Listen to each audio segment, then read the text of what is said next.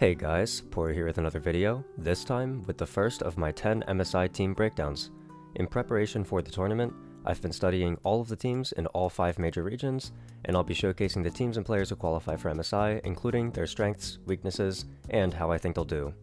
I'm starting off with CFO, who was the first team to qualify and recently won LCP.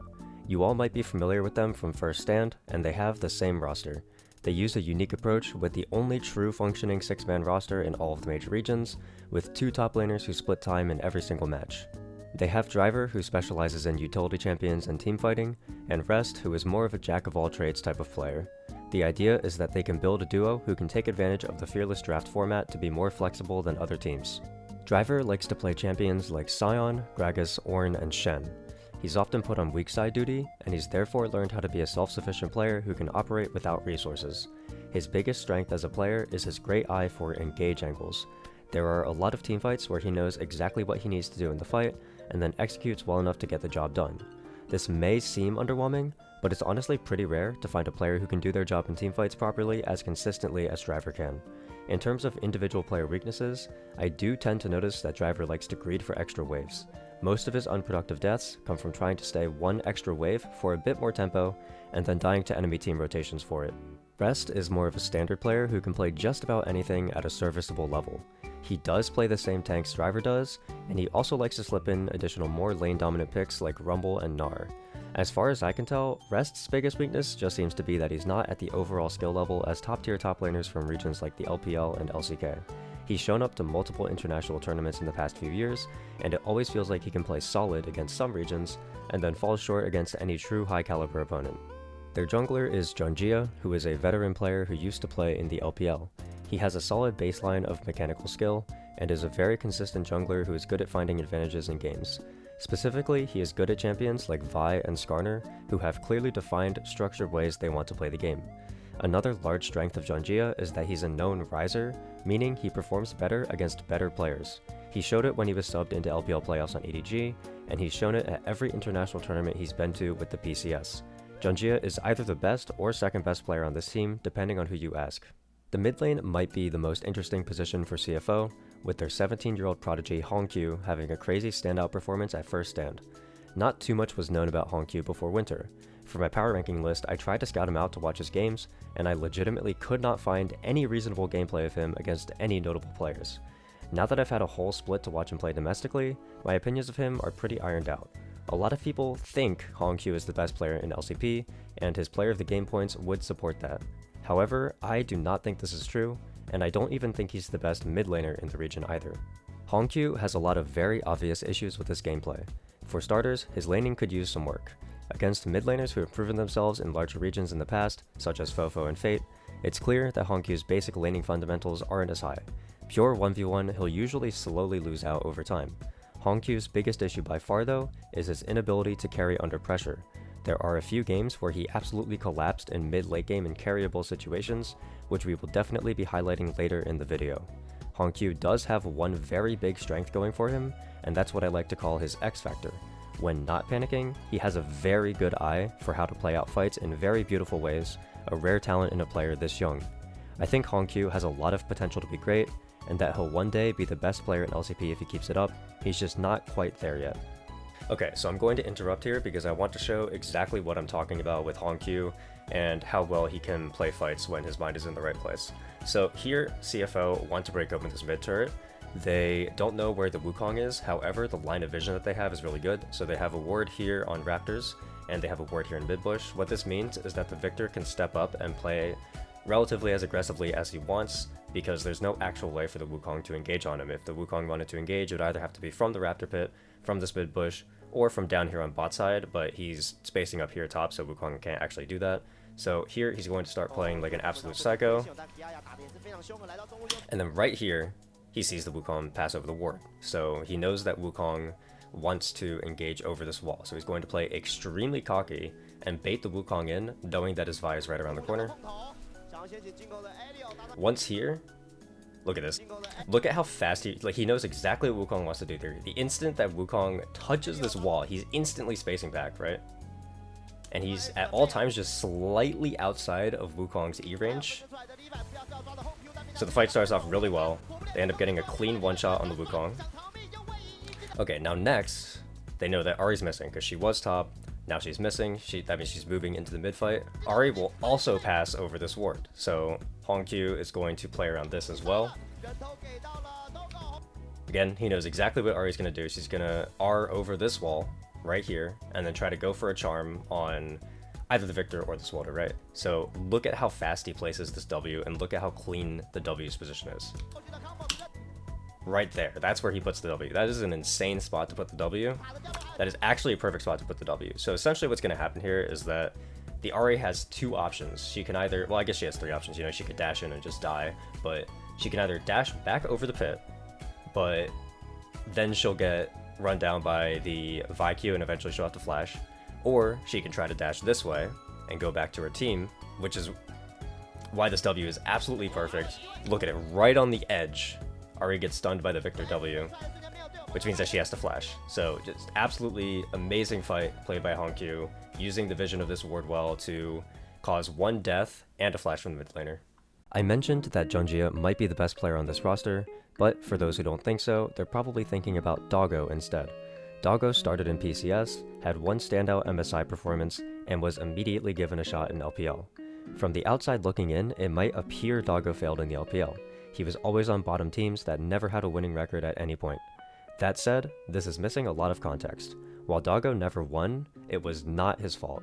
He was usually the best player on his team at all times, and was the only bright spot on many of the Ultra Prime rosters.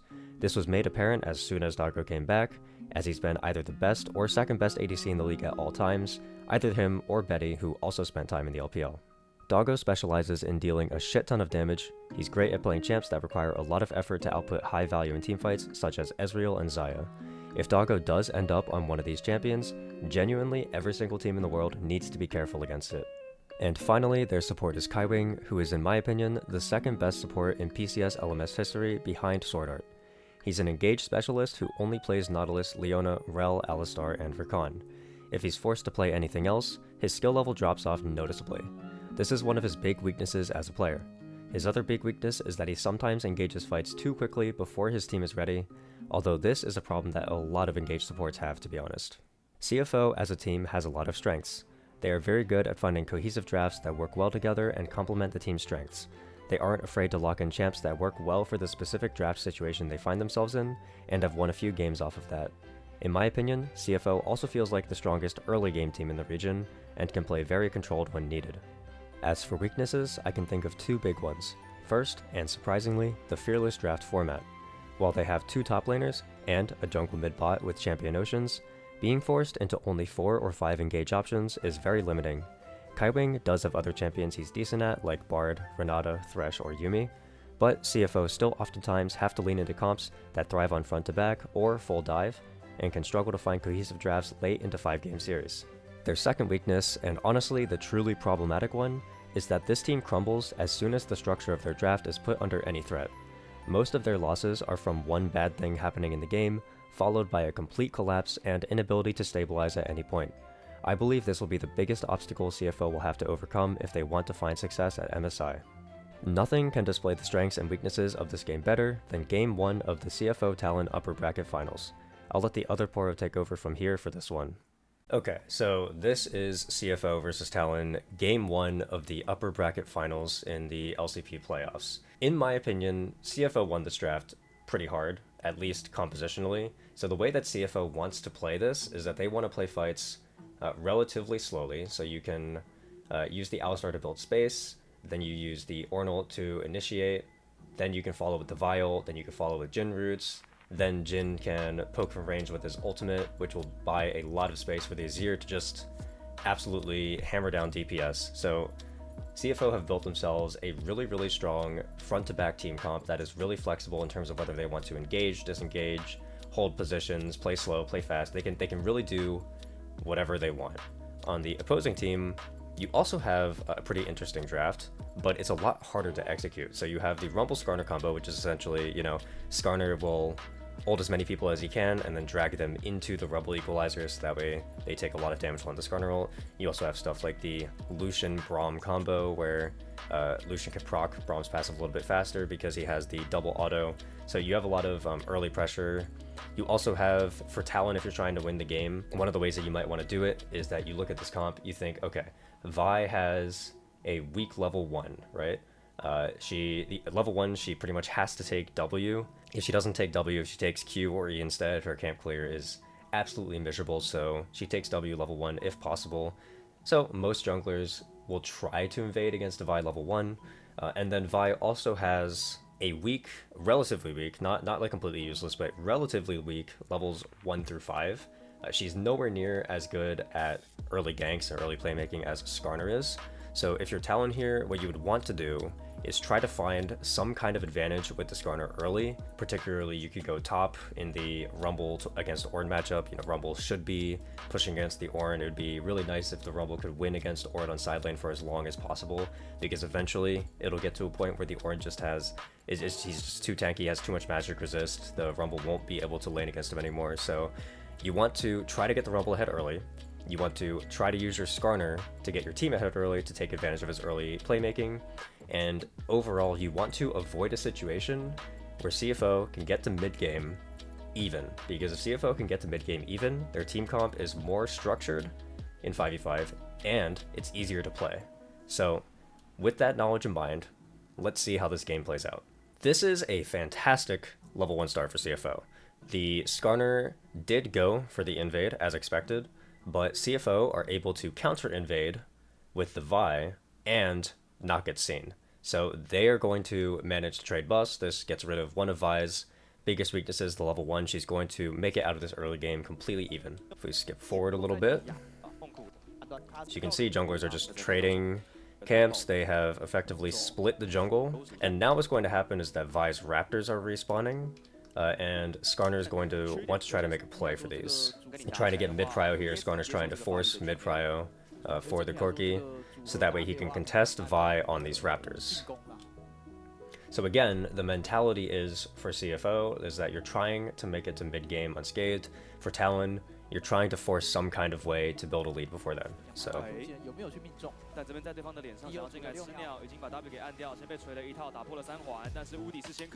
right here, Junjie is actually going to get the Raptors, right? This is amazing. Junjie has effectively navigated through the early game perfectly, because what's going to happen here is that his Krugs are going to respawn, then his topside camps are going to respawn. He's going to be able to farm them super easy peasy. He's going to hit level 6. Life is going to be good. The entire game is stable. Here we're going to see slight signs of one of CFO's weaknesses, specifically with Kaiwing. So here, everything is good for CFO. The mindset for CFO should be, you won the situation, you can back out, right?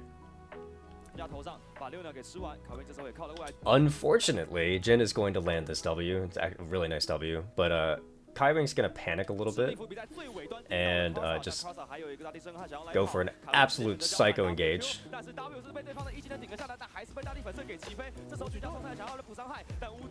So realistically, this is like the worst thing that could happen, right? Like you got what you wanted, you contested the Raptors, you got the Raptors.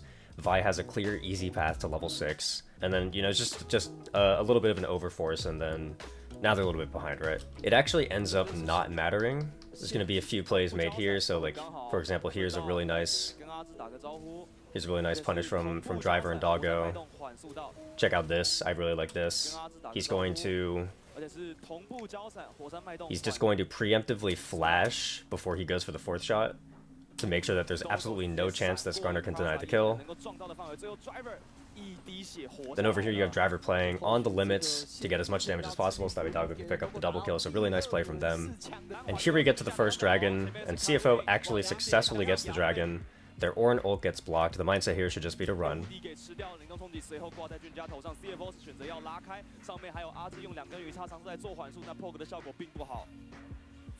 And they do. So absolutely perfect early game. Everything is going exactly how they want it to. Let's fast forward a bit. I'm actually just going to skip forward a bit into the game here. Second dragon goes to Talon, but life is good. We can see that essentially the game is going exactly how it should be going. The Skarner tried to make a play for the Rumble on the top side, but then the Ornn and the Jin just straight up duo killed them, so the Rumble is just permanently behind the Ornn for the rest of the game, essentially. He can never side lane again. Skarner failed to make any kind of meaningful advantage. All of the carries are behind. Over on CFO side, you have an Azir who's scaling. He's got Nashers. The Jin is 3-0. Life is good. So, we are going to get to a point here where we are setting up for this third dragon. Let's take a look at the third dragon setup. So here, CFO are attempting to go for somewhat of a pincer setup. They have champions here on the dragon. They're trying to move the Ornn in to attack from this side. Kaiwing has a nice flank up here. Lucian, knowing that the situation is going to be pretty dire, if they can get all these flanks off, is spending his best effort trying to zone the Ornn out of the space. This is the right thing for Lucian to do right now. Now what's going to happen is that Betty and Ozzy are going to move over and zone out the Ornn. They know that if the Ornn can get in position to get a good ult, this is going to be a very awkward fight for them. Junjia sees this is happening, knows that they need to find a way for Ornn to connect, and so he is going to queue out of the pit, right here.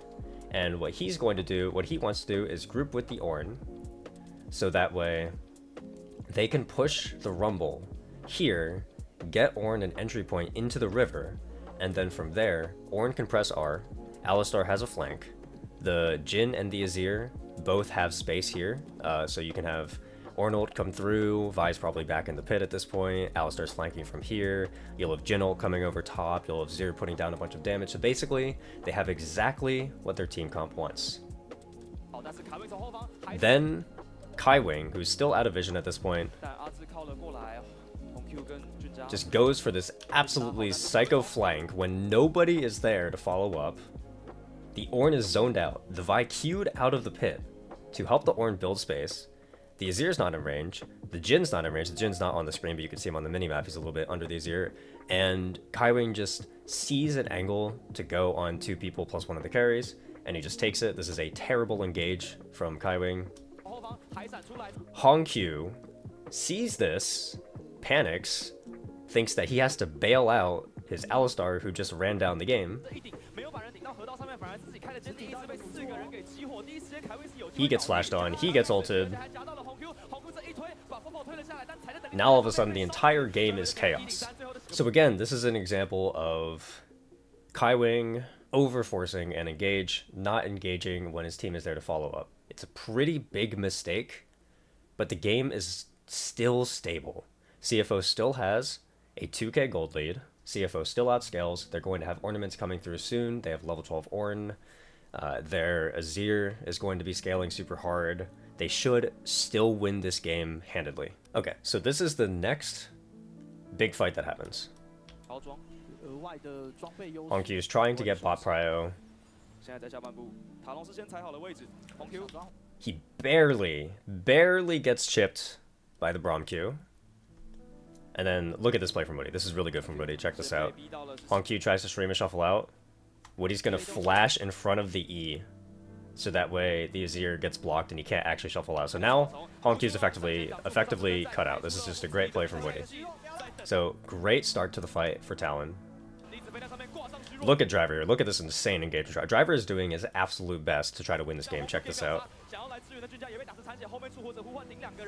Insane engagement Driver, by the way.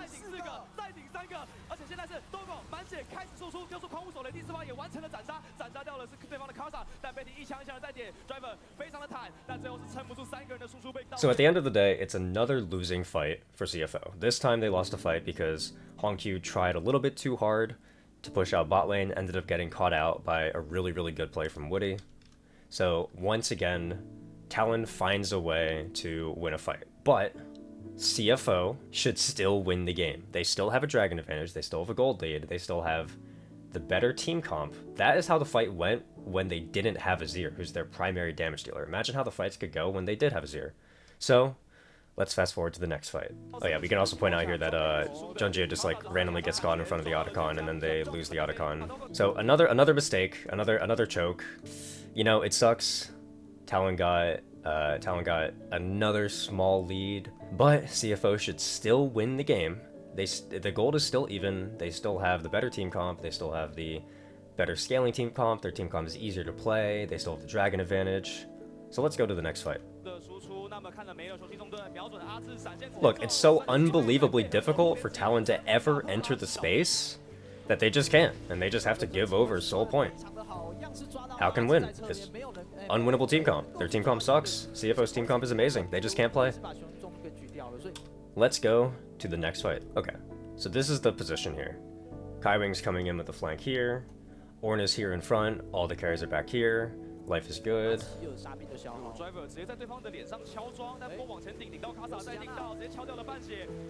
They start off with a nice attempted pick on the Karsa.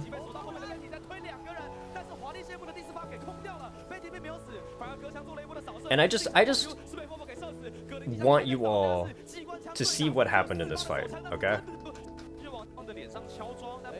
So this fight starts out with Driver finding an amazing engage on the Skarner. Bam, knockup. Good start to the fight, right? We're going to land the Jin W, then we're gonna land ViQ and then Alistar combo. Look at what Kaiwing does here. Kaiwing is having like a generationally terrible performance. Keep in mind that this guy is known for his Alistar. He's like one of the most iconic Alistar players ever. I'm pretty sure his nickname is like the Golden Cow or something along those lines because he's just like so good at Alistar. Look at how he plays this fight. Ready? Check out the legendary Alistar combo. Flash Q the Rumble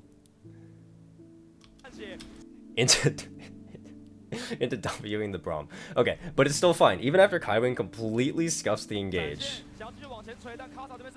it is still fine. Because Driver is going to land an ult on the Lucian. So Lucian is knocked up.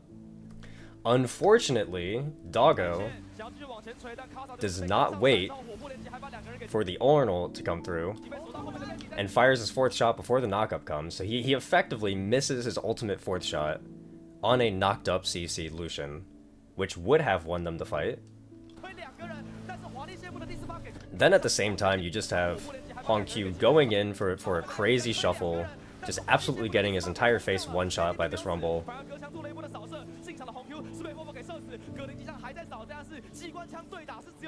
So basically, effectively what happened was that Doggo played the fight pretty bad. Kaiwing and HongQ essentially played the fight as bad as humanly possible. Driver is still trying to do everything he can to win this game. He's trying to drag his team to the finish line here. And it sucks, right? CFO lost another fight. Unfortunate. They should still win the game. They still have a 1.5k gold lead. They are on Soul Point. Their Ornn is level 15. He's dishing out ornaments. Azir is scaling. Listen, if Azir ever gets to free hit in any of these fights, CFO will just destroy Talon, right? So this should still be a super easy winning game for CFO. Let's go to the next fight. Look at this, CFO, they have control of the Baron space. Kaiwing's going to find a knockup on the Skarner. Look how much damage, if the Azir can just free hit, look how much damage he does. They just one-shot the Skarner. Like, Skarner's dead. It's so easy. It's so easy to play this team comp. Talon can't do anything.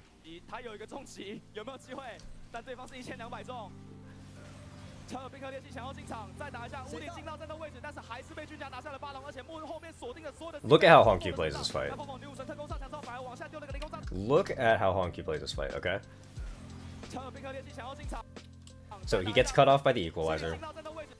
He just straight up gets one shot. He dives into the Rumble's Flame Spitter and one shots himself, right? So once again, CFO's primary damage dealer is dead. So they took this amazing situation where they killed the Skarner, and then once again, it's just a little bit of an infest from CFO, right? But they should still win the game. They still have a 2k gold lead, they're still on Soul Point, they still have better comp, yada yada yada, blah blah blah blah blah. Let's go to the next fight. Let's go to the next fight. Oh yeah, HongQ just gets picked out here, by the way. I actually forgot about this. That's a pretty dry death. That's pretty bad. Okay, here is the next fight. So keep in mind, every single coordinated 5v5 that CFO has gotten, they have hard won. At this point in the game, they are still on Soul Point. They have a 3.5k gold lead. They have 5 ornaments. So effectively, they have like an 8.5k gold lead, 8.5k, 9k gold lead here, right? Every single fight they have taken that has been a coordinated 5v5, they have won. The only fights that they have lost are when their Azir can't hit because he's getting one shot by the Rumble. So that is the mindset going into this fight.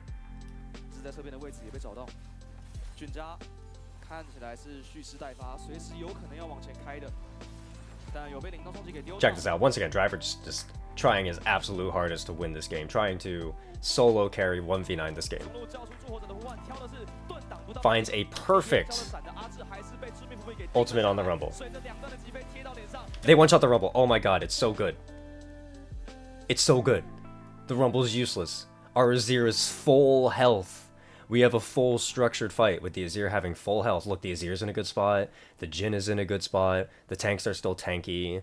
The champion who keeps on one-shotting our carries is just going to die the instant the Zanya's ends. This is a perfect situation. CFO win the entire game here. They win this fight. They can probably end because they have mid and bot wave, right? Even if they can't end, let's say they only kill like 2 or 3, you know, they can go over to this dragon and get the soul, and then they can then go and get the Baron. The game is over. CFO won the game. For the like 4th time this game, CFO has won the game. Surely my Azir is not going to do something. Yeah, I'm just gonna play the clip. I'm not even gonna say it. I'm just gonna play the clip.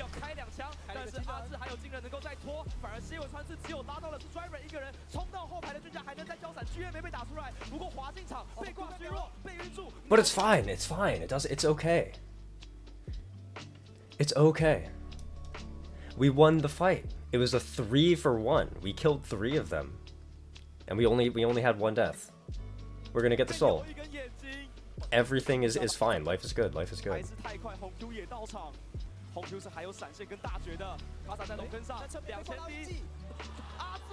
Yeah, I don't like. Look at Azir here. Just watch how Azir fights this.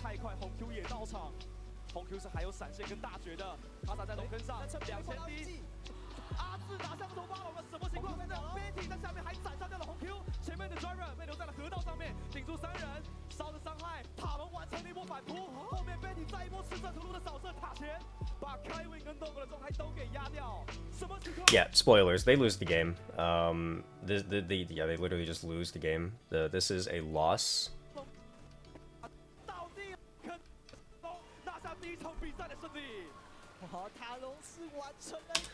So, the reason why I wanted to show this game is because I feel like it shows exactly who CFO is as a team right now. I think that they drafted an amazing team comp. I think that except for one little mishap from the Alistar mid lane at level 4, which to be fair, it didn't even look that bad, right? Because the Skarner got caught by the Jhin W, and the Alistar's thinking like, hey, the Skarner's like 40% health, I can flash engage on this will be good, right? So I can understand, like, it's not even a bad engage, right? So they drafted an amazing team comp. They know exactly how they want to play their team comp. They navigate the early mid game relatively perfectly. But then one mistake goes wrong at the 3rd dragon. Kaiwing goes for one accidental early flank, and even though they're still in a winning position, every single person on the team, except for Driver, every single person on the team just completely collapses. And it's not just once. It's like they collapse like 5 times in a row. And it's not even like they're getting bad situations, right? Like they're always winning at every stage of the game. They were literally winning at every stage of the game. Driver found like 5 engages that game. I didn't even show the entire game, but Driver found like 5 engages that game that straight up just won his team the entire game every single time. And every single time they just couldn't convert. Every single time. CFO would have won the game if they had just at any point in the game all taken like 5 deep breaths. If they did that, they just would have won the game, right? So this is who CFO is to me right now. They're a team who drafts really well. They're a team who plays for their drafts really well. They're a team who knows how to play for their drafts really well. But as soon as anything goes wrong, their team just kind of panics and collapses. And this isn't the only game that this has happened in. This is most of their losses. As soon as something goes wrong in regards to their draft plan, they just all kind of lose their minds and lose. So my expectations for CFO at MSI is that I don't actually think that they're going to come out and you know, be better than the LTA North team or the LEC teams or anything. I think that their mistakes will become extremely apparent, but I think that they're a team that has a lot of potential and can maybe use this tournament to grow and gain experience. So yeah, that's all I wanted to show. I just wanted to show this game. I think this is like the perfect game to show. Alright. CFO as a team has a lot of promise. I think their strong performance at first stand was not a fluke, and that they have potential to do well again. Doggo and Junjia will hold up against any team, Kaiwing is mostly solid, and Driver is coming off of the best playoffs performance of his career. Hongkyu will be the player most people will be the most excited to see, but I want to keep expectations of him in check. He is not likely going to come out and stomp everyone, and he'll probably solo lose his team at least 1 or 2 games. I expect CFO to finish somewhere in the 6th to 8th place range. I don't see CFO being outright better than the LTA North team or the LEC teams, but they have the ability to take games off of any of them. That's all I have for this video. 9 breakdowns left to go. I'll see you all next time. Bye!